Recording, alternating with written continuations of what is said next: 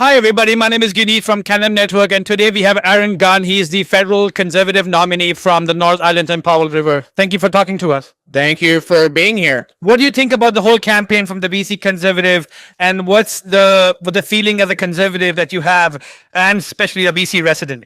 Look, I can't talk about obviously I'm a federal conservative candidate, but I can say across British Columbia when I'm knocking on doors, there's a consistent message that people want to return to common sense.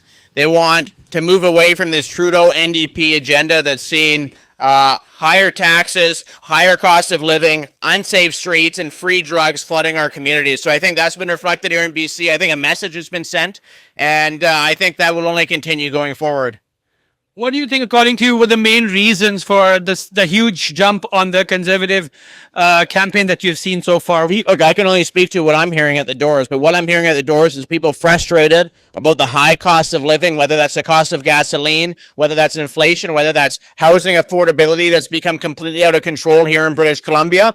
And then it's also the issues we've seen with safe streets, with these repeat violent offenders committing more and more crimes, being released, again, under the Trudeau and the NDP, and also this policy of handing out free drugs in this country. It seems that after, 9 years of Liberal and NDP government, the only thing that's actually become cheaper is drugs, which we're handing out for free. Everything else has become more expensive.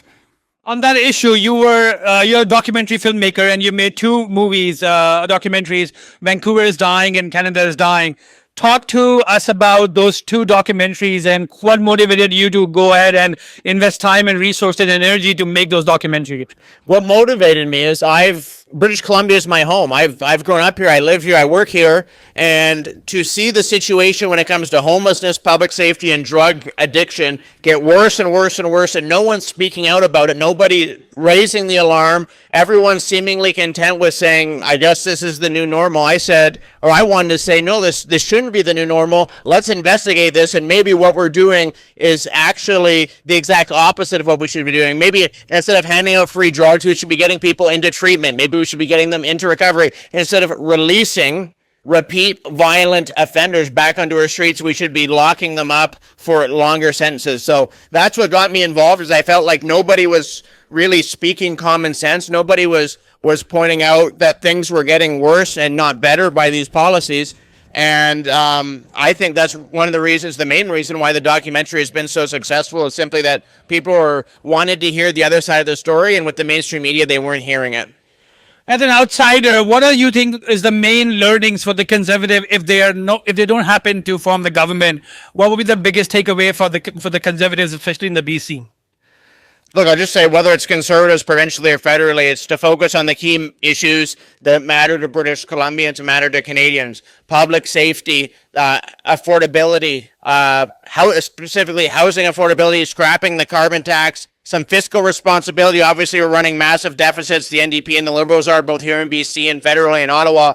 And getting back to basics. Instead of all this kind of politically correct mumbo jumbo, let's get back to running a province, to running a country, balancing our books, delivering safe streets, and getting the jobs that hard-working Colombians and Canadians need and deserve. The federal elections, they're still probably 12, 14 months ago. What kind of a journey do you kind of manifest that's going to happen in the next 12 months?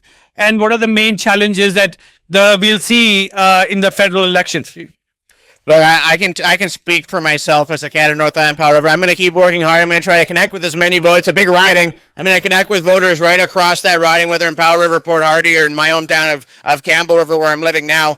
And whether the federal election is going to be 1 month from now or 1 year from now, we'll see. That's out of my control. The NDP and the separatist Bloc Québécois are currently working with Trudeau to prop up that government. We'll see when the election is. I'll be ready whenever the election is called. My last question, what's your message to the NDP, Liberal, the Bloc coming up to the election? I don't know if I have a message for the NDP, the Liberals, or the Bloc. I have a message for Canadians, which is you want common sense, you want fiscal responsibility, you want safe streets. There's only one option right now, whether in BC or in Canada, and that's the Conservative Party of BC. We're going to work for you. We're not working for special interests. We're working for the everyday, ordinary Canadian and British Columbian, and that's the message that I'm looking to deliver to the doors right across this province and across this country, and most specifically and importantly, across my riding.